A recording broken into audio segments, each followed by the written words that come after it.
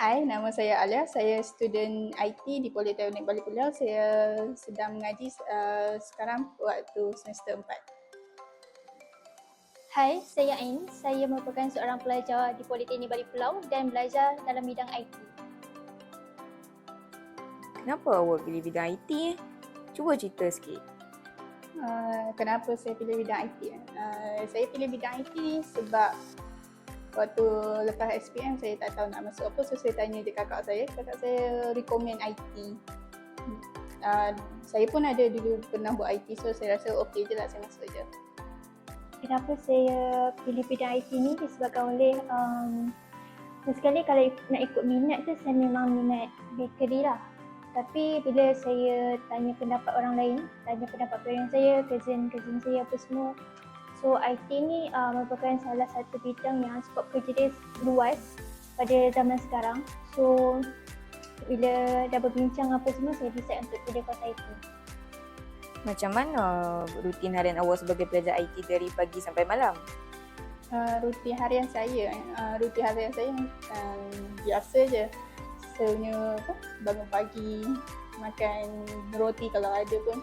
So and then bila turun saya akan tunggu kawan-kawan saya nak gerak ke kelas yang sama. And then daripada pukul 8 ke 9 tu start kelas sampai pukul 5 atau 6 duduk dalam kelas tu je, belajar macam biasa. And then lepas petang tu kalau rajin pergi brisk walk. So waktu malam pula saya akan tengok lah kalau saya ada assignment yang ada boleh buat lagi, saya akan buat lah sikit-sikit ke. Yang tu je rutin harian saya. Rutin harian saya sebagai student IT, first sekali saya mungkin akan bangun pagi lah. Bangun pagi, katakan kelas pukul 8.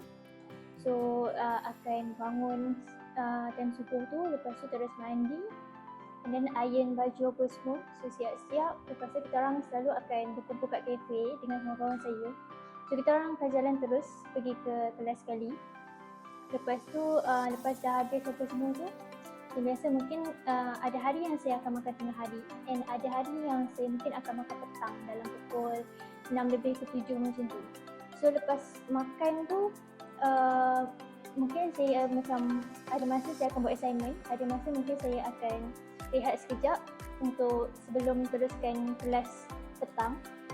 So lepas habis kelas petang, mandi-mandi apa semua, lepas tu buat assignment kalau ada assignment. Kalau tak ada, mungkin relax-relax je ataupun sambil tengok cerita. Lepas tengok cerita tu pukul 10 ke 11 macam tu memang saya dah tidur. Baik, sebagai penutupnya, apa nasihat awak untuk adik-adik yang nak sambung belajar bidang IT ni?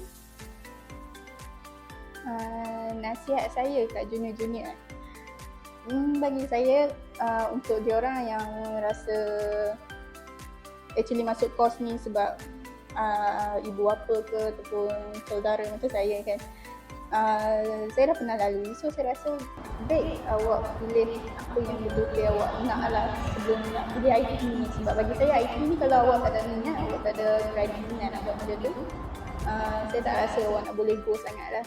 Okay, itu je daripada saya. Nasihat saya kepada junior-junior yang akan datang untuk nak masuk Politeknik Balik Pulau, saya rasa kalau nak ikut minat tak minat tu, korang cubalah try. At the same time korang cuba try ambil risiko untuk belajar benda baru. So minat tu mungkin dia akan datang dengan sendiri. And yang paling penting, cari kawan yang memang ada matlamat yang sama. Contohnya, jangan cari yang free rider lah. Korang sebenarnya dalam masuk sini, korang boleh buat pilihan tau. Tak kisahlah dia kawan ke atau apa pun, kalau buat assignment ni korang kena strict sikit. So saya rasa yang tu je penting sebenarnya. So korang bolehlah try masuk, and sebenarnya course IT ni best bagi saya.